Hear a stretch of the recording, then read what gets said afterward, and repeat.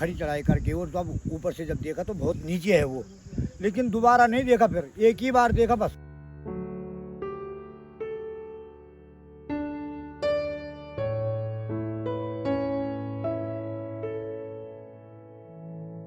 प्रणाम मित्रों, तो मैं कमत गांव में हूँ। ये उत्तरकाशी क्षेत्र में आता है और यहीं से दिव्य सहस्त्र तल की यात्रा होती है, जो आप मेरे यूट्यूब पे देख सकते हैं। जब मैं यहाँ पे आया, मेरी भेंट यहाँ के महंत पंडित पूर्णानंद भट्ट से हुई और उन्होंने मुझे सहस्त्र तल विषय कुछ दिव्य बातें बताई।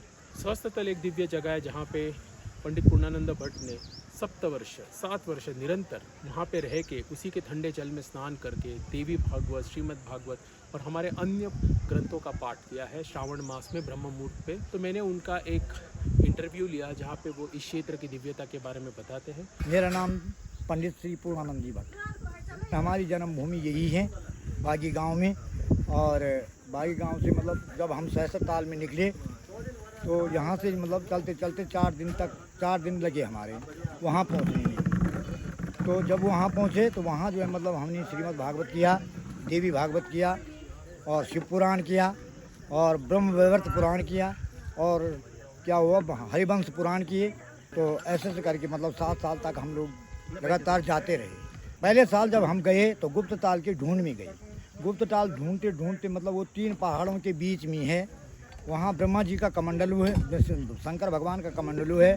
कमंडलू में मतलब वहाँ शिव आते हैं और स्नान करते हैं। लेकिन देखा तो हमने नहीं, लेकिन कमंडलू और ताल को देखा है। फिर पहले साल देखा, दूसरे साल हम गए तो कुछ भी प्रयास किया लेकिन कभी दिखाई नहीं पड़ा।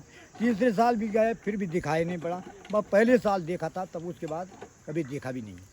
तो जब हम मतलब 7 साल तक लगातार रहे तो सुबह के टाइम पे जो है मतलब हम लोग जब मतलब स्नान करने के लिए तालाब में जब जाते थे, ब्रह्म मुहूर्त में जब तालाब में स्नान करने के लिए जाते थे, ठंडा जल है तो वहाँ से जो है मतलब ढोल नगारे और मतलब बाजी इत्यादि सारे बजते थे। मातृ लोग आते थे, देवता लोग स्नान करने के लिए आते थे, लेकिन दिखाई नहीं देते। सुनाई तो ज़रूर देता, बातचीत सब सुनाई पड़ता है, लेकिन देखने में वो दिखाई नहीं देते, क्योंकि वो समय ब्रह्म मुहूर्त है। दिखाई एकदम न टॉर्च रहता था न कुछ। उस समय थोड़ा ऐसे ही समय था कि जो मतलब दिखाई नहीं पड़े, लेकिन सुनाई सब कुछ देता। आरती होती है, तालाब में आते हैं, स्नान करते हैं, स्नान करके बाद उसके बाद पूजा करते हैं, फिर आरतियाँ होती है। आरती के बाद वो लोग चले जाते हैं। उसके बाद हम लोग तब स्नान करते हैं जब वो चले जाते हैं। ऐसा मालूम पड़ता है कि मतलब सैकड़ों आदमी आए हुए हैं, इतना हल्ला होता है, लेकिन दिखाई नहीं पड़ते हैं। मातृ ताल में ये पत्थर है और पत्थर के नीचे मतलब ऐसा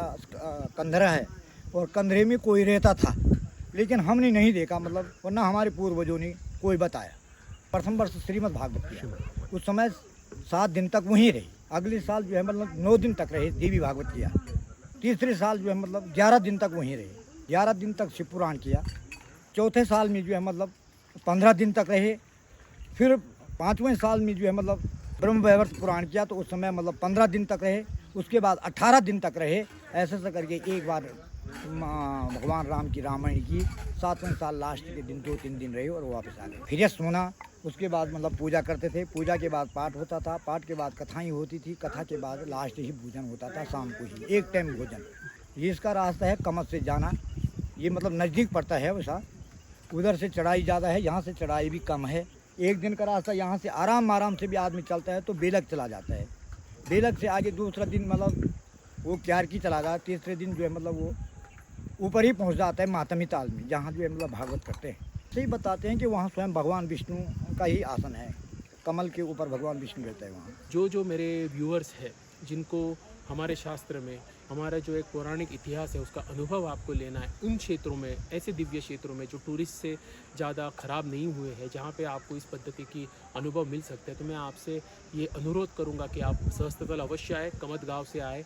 और यहाँ पे मेरे जो मित्र हैं मिस्टर महेश रावत, आप उनसे मिलिए। यहाँ की गढ़वाली संस्कृति, गढ़वाली खाना, इस पद्धति से आपको अनुभव भी मिलेगा। और जब आप वहाँ पे सहस्त्र तल जाओगे, वहाँ पे रुकोगे 2 दिन 3 दिन, तो वहाँ पे भी आप अपना जाप, अपना पाठ करेंगे श्रावण मास में या थोड़े आगे के मास में, तो आपको भी आपके जाप का संपूर्ण लाभ प्राप्त होगा। तो मैं आशा करता हूँ इस इंटरव्यू से आपके ज्ञान में बढ़ोतरी होगी, हमारे शास्त्रों के प्रति, हमारे महंतों के प्रति, जो कठिन से कठिन परिस्थितियों में रह के ऐसी जगहों पे जाके हमारे शास्त्रों का पाठ कर रहे हैं, हमारे शास्त्रों की रक्षा कर रहे हैं, और आप भी इनका अनुभव अवश्य लें। धन्यवाद।